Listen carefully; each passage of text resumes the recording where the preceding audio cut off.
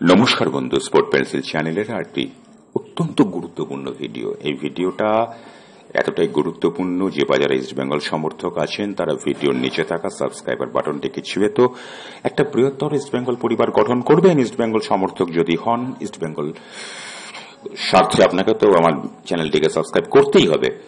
সব থেকে বড় যে কথাটা বলবো বন্ধু, যে ইস্টবেঙ্গল ক্লাবে এবার তৈরি হয়েছে ত্রিফলা। তিনজন ফুটবলারকে নিয়ে একটা ত্রিভুজ, এবং তারাই এবারের ইস্টবেঙ্গল ক্লাবের ভবিষ্যৎ। তারা কারা সে প্রসঙ্গে আসার আগে একটা দুর্দান্ত খবর আপনাদেরকে জানিয়ে দিই।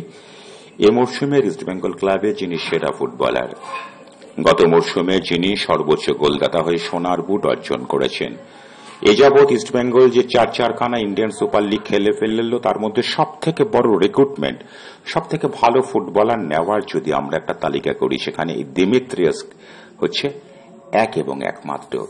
তাকে ইস্টবেঙ্গল ক্লাব নিয়ে নিয়েছে। এবার প্রশ্ন, তিনি কবে কলকাতায় পা দিচ্ছেন? জুন মাসের শেষ সপ্তাহ থেকে শুরু হয়ে যাচ্ছে কলকাতা ফুটবল লিগ, যেখানে কোনো বিদেশি বা ইস্টবেঙ্গল দলের প্রকৃত যে ভালো ফুটবলাররা, আমি ভালো শব্দটাই বললাম খুব সহজ ভাষায়, তারা তো অংশগ্রহণ করবে না। জুনিয়র দলটাকে ইস্টবেঙ্গল ক্লাব নামাবে, মোহনবাগানও তাই করবে। মানে মোটামুটি কলকাতা ফুটবল লিগের অন্তর্জলি যাত্রা, শোক যাত্রা হয়ে গেছে, গিয়ে চিতায় তুলে দিয়েছে Indian football association Kolkata football লিগটাকে। নাটক, অভিনয়, বিদেশি ফুটবলার খেলবে না, 4 জন করে ভূমিপুত্র ছেড়ে দিন বন্ধু। মোহনবাগান ইস্টবেঙ্গল নামবে, একই গ্রুপে তারা পড়েছে। খবরটা 3 দিন আগে আপনাদের কাছে প্রকাশ করিনি এই কারণের জন্য, এরকম নাটকে পানা কলকাতা লিগকে এভাবে চিতায় তুলে দেওয়াটা অন্তত একজন ফুটবল প্রেমী হিসাবে আমি মানতে পারলাম না। তবে সেটা পরের কথা। দিমিত্রিয়াস কবে কলকাতায় আসছে? শুধু দিমিত্রিয়াস নয়, কোচ কার্লোস কোয়াদ্রাত কবে আসছেন, কবে থেকে শুরু হচ্ছে? কলকাতা লিগকে তো কেউ পাত্তা দেয় না, ইস্টবেঙ্গল কেউ পাত্তা দিচ্ছে না। জুনিয়রদের নিয়ে নাড়াচাড়া করার একটা প্রতিযোগিতা, মোটামুটি নিয়ম রক্ষার মতো। ডুরান্ড কাপ থেকে শুরু হচ্ছে প্রকৃত ফুটবল মরশুম, ফুটবল ক্যালেন্ডার। এবং আরেকটা দুর্দান্ত কথা বলে দিই, আজকে কিন্তু এফসি কাপে ইস্টবেঙ্গল ক্লাবের প্রতিদ্বন্দ্বী বা কারা হবে তাদের সম্পর্কে তথ্য পাওয়া গেছে। ক্লাবটার নাম বলার আগে বলে দিই যে তারা কিন্তু 2018 মরশুমে এই প্রতিযোগিতায় চ্যাম্পিয়ন হয়েছে। ইস্টবেঙ্গল কোয়ালিফাই রাউন্ড খেলছে। যদি সেই ম্যাচটায় তারা জিততে পারে তাহলে পরবর্তী রাউন্ডে যাবে, হেরে গেলে পরে তাদের সামনে আরেকটা সুযোগ আসবে।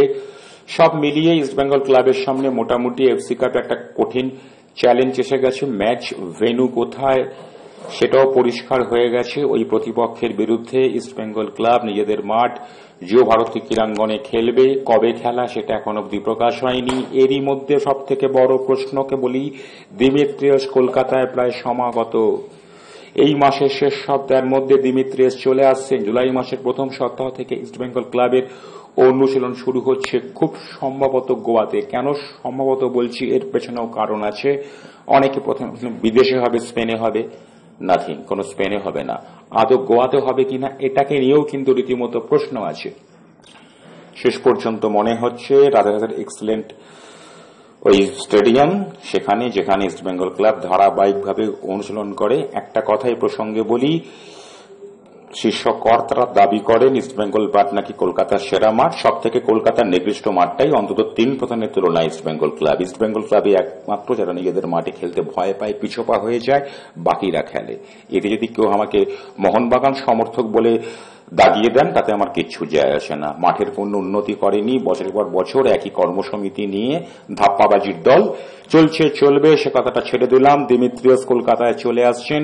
সব থেকে বড় কথা, এবারে ইস্টবেঙ্গল ক্লাবের যে ত্রিফলা, মাদিও তালাল, ক্লেটন সিলভা এবং অনেকে কিন্তু বলছেন ক্লেটন সিলভাকে সরিয়ে দিয়ে নাকি রবসান রবিনো আসার একটা সম্ভাবনা আছে।